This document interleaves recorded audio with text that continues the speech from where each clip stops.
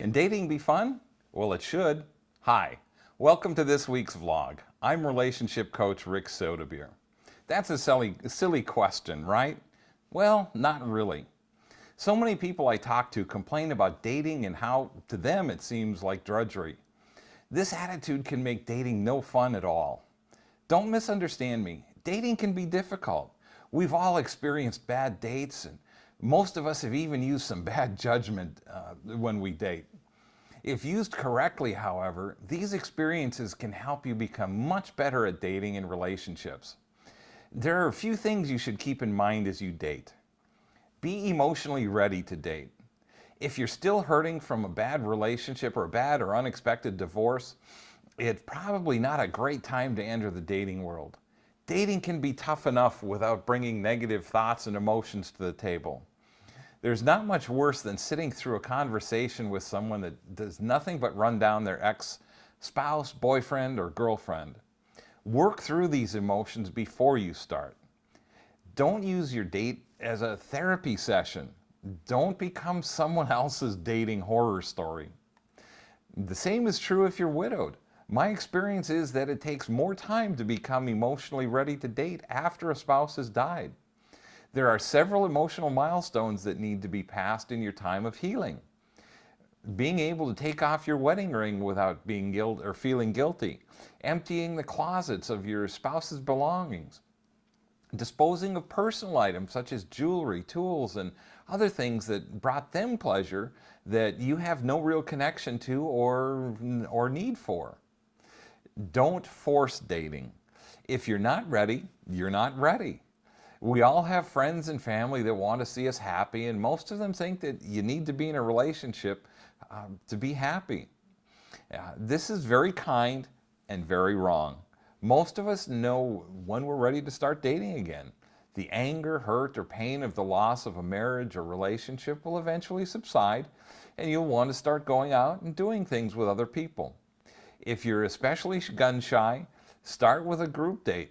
A great way to socialize and get comfortable talking to members of the opposite sex in a non-threatening way. As you become more comfortable, then move on to one-to-one dating. Dating is like building muscle. No one is strong the first time they go to the gym. The more you do it, though, the stronger you become. Dating is no different. I've heard from so many people that don't like to date because it takes too much effort. They're tired of bad dates. They're tired of first dates. There are no good men or women to date, etc., etc., etc. Most people don't like to exercise either. Just the mention of the word turns most people off. But the reality is, the more consistent you are, the stronger you get. You need to date regularly to become stronger and better at it, assuming, of course, you're learning from your experiences. The better you become at anything, the easier it is to do. Don't make your first date a dinner date or an event date. Ladies, don't expect a guy to plan some elaborate first date event just because you want to see how creative he can be. He doesn't know you. He has no clue what you like. Meeting for coffee or a casual drink, if you don't feel a connection and things aren't going well, it's much easier to excuse yourself and end the date early. Meeting casually is much easier, less expensive, and still leaves the door open to spend more time with someone if you feel there's a connection. Guys, always be a gentleman. Always pick up the tab, even if she offers to help. My rule of thumb is that you never let the lady pay unless you're in a relationship and agree to start sharing expenses. There can be some exceptions to this rule, just not often. Make dating fun. This includes making it fun for your date as well as yourself. Don't make this an interrogation. Dating is about getting to know someone and letting them get to know you. Don't dominate the conversation by talking about yourself and your interests. Share the time together. Ask questions and listen to the answer. Don't ask so many questions, though, that you force your date to do all the talking. Make sure they have time to ask you questions, too, so they have the opportunity to get to know you as well. Look at each first date as a new adventure. Some adventures are going to be more fun than others. Each date presents the opportunity to meet someone new. It's also an opportunity to learn something new about yourself. You should at least learn more about what you want and don't want in your next relationship.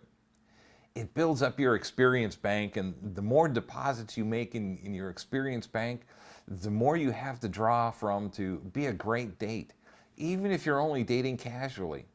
Try to avoid going on a date with any preconceived ideas about the other person. There's nothing harder for your date to overcome than assumptions you make about them before you've actually met. Learn to expect the best and be prepared for the worst. Go out and enjoy your date. That's all for today. If you enjoyed today's video and would like to see more, please go to ricksodabeer.com to find all my other blogs and videos. While you're there, you can find upcoming events, plus check out my new exclusive membership program, the Relationship Insider. It's a great group to be a part of. Also, connect with me on Facebook at Rick Soda Beer Coach. While you're there, please like my page and share it with your friends. Thanks for watching. Have a great and blessed day.